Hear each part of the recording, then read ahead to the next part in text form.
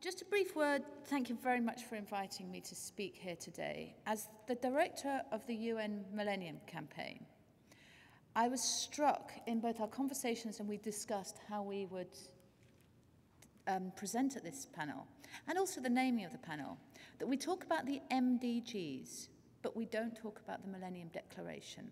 And what I want to do today is just talk a little bit about how the Millennium Declaration, the MDGs and the unfinished agenda relate to sustainable development goals and the post-2015 discourse, and how these sit together. It's not that sustainable development goals will take over from the MDGs and therefore our attention must turn. Each is a stepping stone, but the heart of it lies the Millennium Declaration. How many of you have, in the last 6 months, sat and read the Millennium Declaration? I did it because we often talk about, well, we need to go back to the Millennium Declaration. Read it.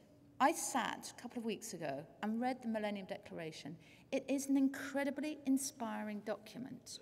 And at the heart of it, I was struck by one piece, which speaks about a signature to say that globalization will be for the world's poor. Globalization, we believe we can make globalization impact and create a fairer and more equitable world. And the question that we have to say today is, if we go back to 2000 when the Millennium Declaration was signed, and we look today, has the world become fairer and more equitable? And as we look to realize the MDGs, and as we go towards post-2015, what is it that we have to do as the UN, as civil society, to ensure that commitments that have been made are implemented and new commitments hold to that vision? So whatever you do in your advocacy and your work, go back to the Millennium Declaration. It's an unprecedented international compact. It's visionary and it's pragmatic.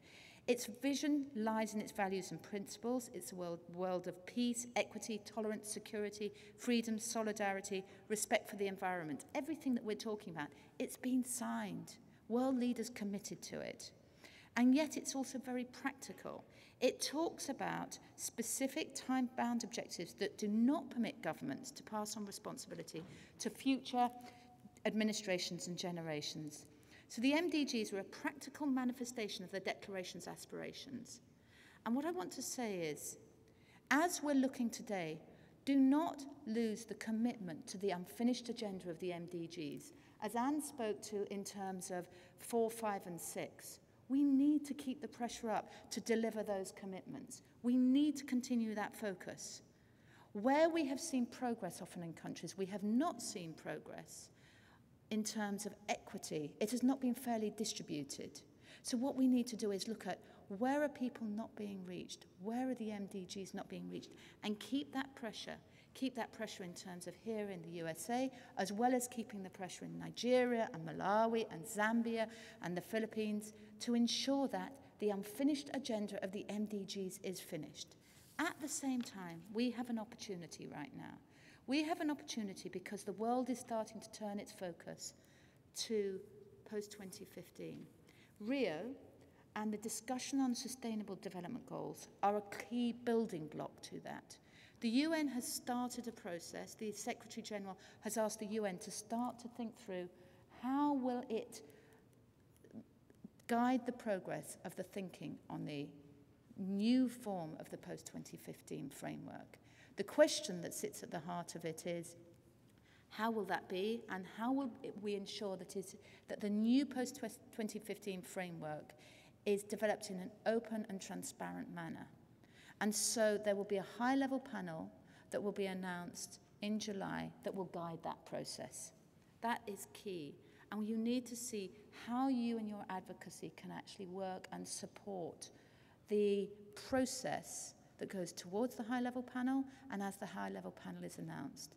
There are strong civil society coalitions beyond 2015, the Global Coalition Against Poverty, who are starting to drive that. How you as the UN Association link with that and help that process. We have the opportunity right now to start to look at this new post-2015 framework while continuing to keep the commitment to the MDGs. And so, as the UN, we hold in both hands driving this process forward as well as the commitment. And so I would urge you, go back to the Millennium Declaration, go back to those principles and values, and go back to seeing how your voice can help in this country drive forward as we look to the next stepping stone to realise the vision of the Millennium Declaration. Thank you very much.